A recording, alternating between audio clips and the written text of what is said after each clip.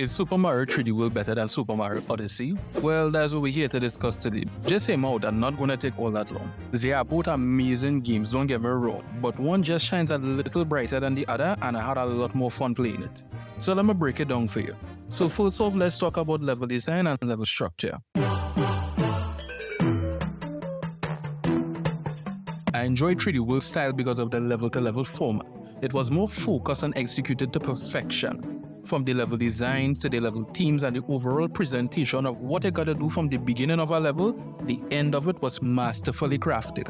While Odyssey on the other hand went for the more sandbox direction, which for me honestly wasn't utilized all that well. They're either making a massive world, well kingdom in this case, with wide open areas with literally nothing to do like Toast Arena. What we get here in terms of a level design is like the little town, which is a bit of a stretch, and the ruins that you traverse through like an ordinary Mario level, making the whole sandbox direction kind of useless to be honest. The only kingdom that I have to give clappers to that actually get the whole sandbox direction right was Metro Kingdom, with both vertical and horizontal level design, and an array of stuff to do throughout the kingdom, although it's a little repetitive, but don't worry, I will get to that.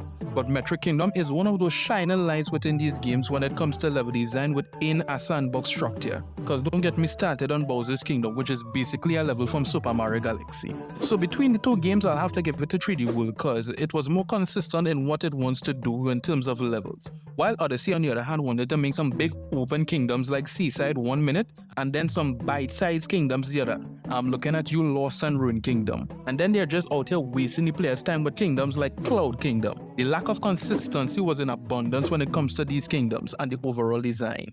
Secondly, although this is a bit subjective, music. But off the top of my head, 3D World's main theme, the athletic theme, the athletic beach theme, World 5 map theme, Spike Law City, Piranha Plant Creeper Creek, and the creme de la creme, Double Cherry Pass, certified masterpiece with every track in this game. Odyssey has some great tracks but nothing really to write home about. It only have like 2 songs that I actually listen to in my spare time. And that's Jump Up Superstar, and the other one, I am sure it was crafted by every musician known to mankind, the Wooded Kingdom. If you ever get to hear this in your lifetime, you are truly blessed. But all in all, I have to get 3D World the W because it was solid track after solid track after solid track from beginning to end. But up next, we gotta talk about them collectibles.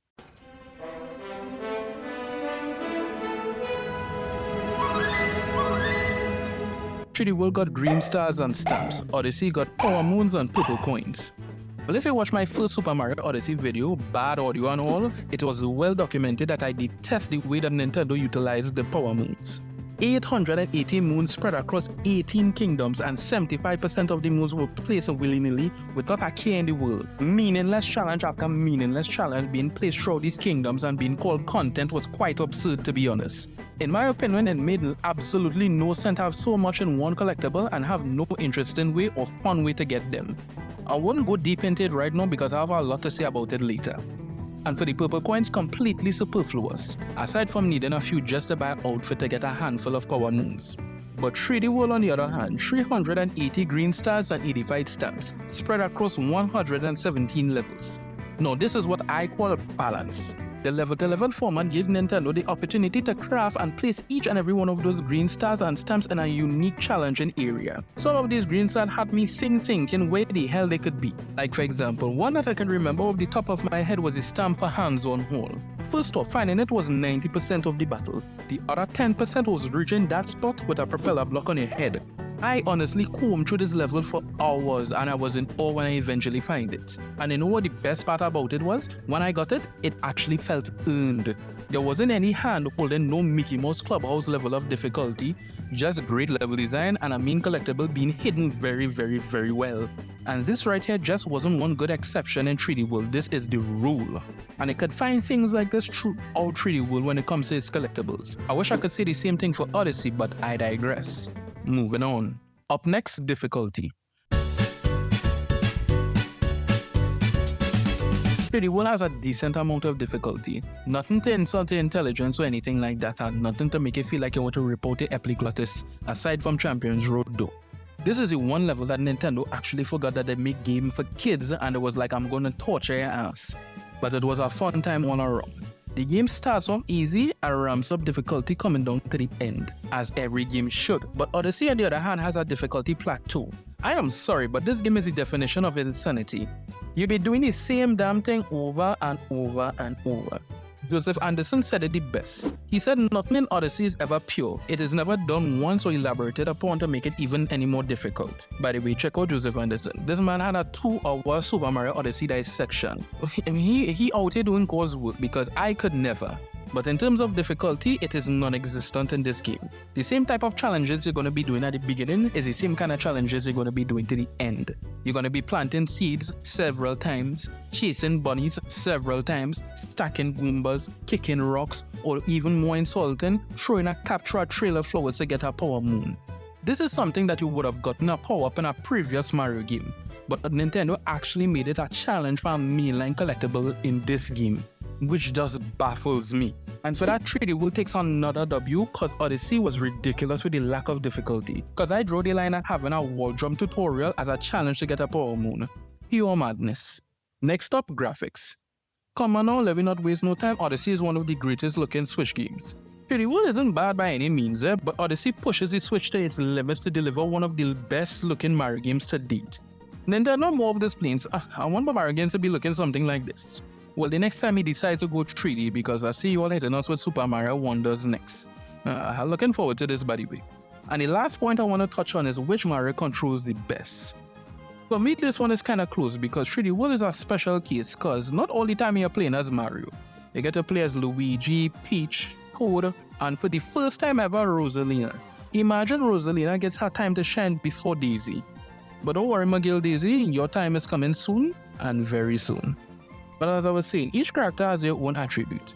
Luigi's jumps are a little more floatier, Peach hovers a little more for a little more hang time in the air, Toad just has that dog in him, and Rosalina takes a page out of Crash's book and be spinning all over the place. And Mario, well, he can't do shit. They did my boy Mario wrong this time around, yeah? Well, to sum it all up, you have a character if you want either jumping higher or speed or extra attack. 3D World has you covered all around. Odyssey, on the other hand, has one of the most versatile and nimble Marios to date. Doing a wall jump into a hat throw into a dive, and then sticking the land, this is one of the most satisfying things you could ever do in your pathetic life. Too bad none of the challenges in this game ever tests you to the limit to see how well you can control Mario. Mastering all his moves is just like a sighting day. If you want to do it or if you don't want to do it, it's up to you. But it is never required to complete the game. While also there are the capture abilities, which I honestly have a love-hate relationship. I love the concept of Mario forcefully taking control of his enemies like the little maniac that he is. But honestly, the execution I think was a bit of a hindrance. And the reason why I say that is because when you capture an enemy, Mario moveset completely is cut in half. And all that versatility I was talking about earlier, poof, it's gone. And while doing a capture ability challenge, I honestly just miss playing as Mario in my opinion. And even though those same capture ability challenges, they never push whatever creature that you captured to its limits when it comes to its moveset. It's just jump here or destroy these blocks to get a power moon or, something simple. Never nothing extraordinary or anything groundbreaking. It's just the bare minimum. And that's like the story of Super Mario Odyssey's whole concept. This game for me, it just feels like the bare minimum of a Mario game. So to answer my question from earlier, is 3D World better than Odyssey? If you're asking me, you're damn right. Because for me, 3D World knew exactly what it wanted to do. It's a traditional Mario adventure in the third dimension, and it was more focused on platforming and delivering it. Exactly what Nintendo was trying to sell you is exactly what you get when you play this game. No corners cut, it is just pure perfection. And an amazing Mario game right here. Odyssey, on the other hand, I wanted to love it so much. But this is one of the first time Nintendo actually disappointed me with what they produced. By the way, if you enjoy Odyssey, that's great. I am glad that you like it. But for me, this was one of the most unfocused Mario games I've ever played. Completing Kingdom just feels unrewarded, and collecting power moves is just underwhelming. The game is just overly easy. The most difficult thing that I've actually played in this game was the jump rope challenge. And the sad part about it, Nintendo could have done way much better when it comes to this game and this gameplay style. And you know how I know that? Because the greatest Mario game ever conceived exists, Bowser's Fury. And surprise, surprise, which game does Bowser's Fury come from? Super Mario 3D World. And that's why I will take it to my grave. If anyone asks me which one is a better game, Super Mario 3D World or Super Mario Odyssey, I will say 3D World ticks every single box you want in a 3D platformer. So as per usual, I do not know how to end this video, so if you think my opinion sucks, I guess you'll find my Mario Kart 8 tracker ranking sucks as well too, and my review of Bowser Fury sucks as well too. Click right here to find out. Try it, click either one, you might like it.